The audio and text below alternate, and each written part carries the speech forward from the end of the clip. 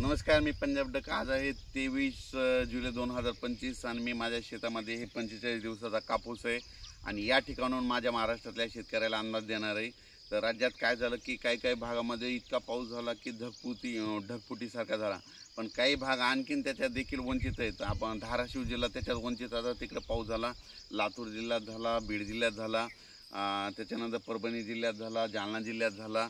पण आता याच्यामधून काही आणखी वंचित भाग राहिलेला. तर उत्तर महाराष्ट्रामध्ये काय झालं, पारोळा धुळे त्या साईडकडे पाऊस नाही. तर त्या शेतकऱ्याला सांगू इच्छितो की आणखीन म्हणजे 27 जुलैपर्यंत तुमच्या इकडं म्हणजे आणखी 5-6 दिवस पाऊस आहे तिकडं पडून जाणार आहे. म्हणून ही तुमच्यासाठी आनंदाची बातमी.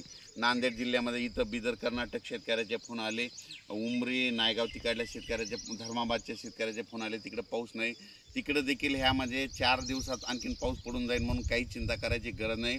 राज्यात म्हणजे आज 23 पासून 23, 24, 25, 26, 27, 28 जुलैपर्यंत राज्यात आणखीन वेगवेगळ्या भागात दररोज भाग बदलत काही ठिकाणी जोरचा, कुठं रिमझिम, कुठं पेंडॉलचा असा पाऊस पडणार आहे, कुठं ओढे नाले वाहणारा पडणार आहे, कुठं शेतात पाणी साचणारा पडणार आहे. म्हणून हा अंदाज लक्षात येतात.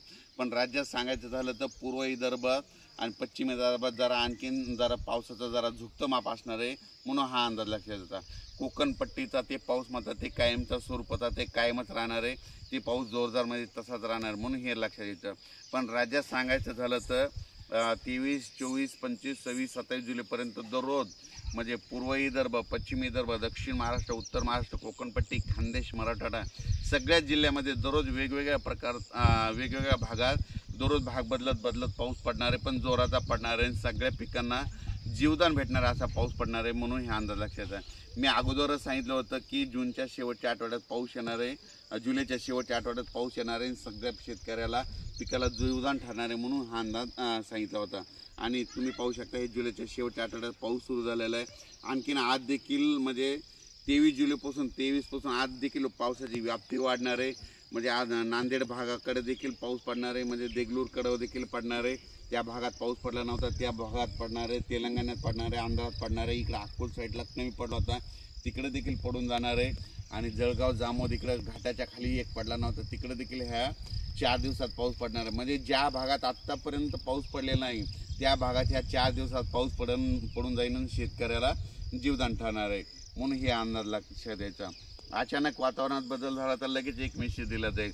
आणि हे जे अंदाज दिलेला आहे हे माझा 3x1चा कापूस आहे. 3x1 मध्ये तुम्हाला सांगतो एकरी 4 बॅग बसविलेल्या, तर फक्त एकदाच खत दिलेला, परत खत दिलेलं नाही. आणि या ठिकाणी हे शेतकऱ्यासाठी अंदाज देत आहे. राज्यात आणखीन परत एकदा सांगतो 23 जुलैपासून ते 27 जुलैपर्यंत दररोज वेगवेगळ्या भागात पाऊस पडलेला नाही. ज्या भागात पडलेला नाही तिथं देखील पाऊस ह्या 5 दिवसात पडून जाईल आणि शेतकऱ्याला पिकाला जीवदान ठरणारा पाऊस राहणार आहे. म्हणून हे अंदाज लक्षात घ्यायचा. अचानक वातावरणात बदल झाला लगेच एक मेसेज दिला जाईल. धन्यवाद.